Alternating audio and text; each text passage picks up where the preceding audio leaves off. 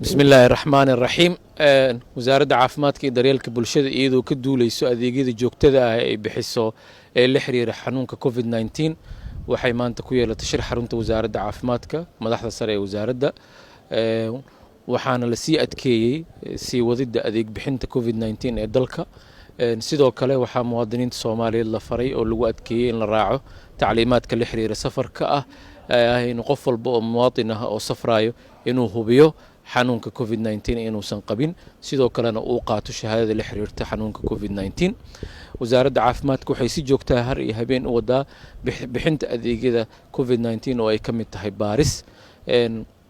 sidoo kalena waxa aad loo adkeeyay inaanay jirin cid samayn karta baarida COVID-19 iyadoonan ogolaansho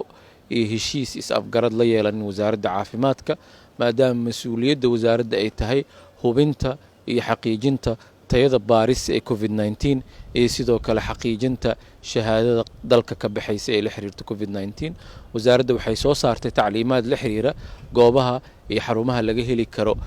baaritaanka xanuunkaas oo ay dawladda leedahay dalka oo dhan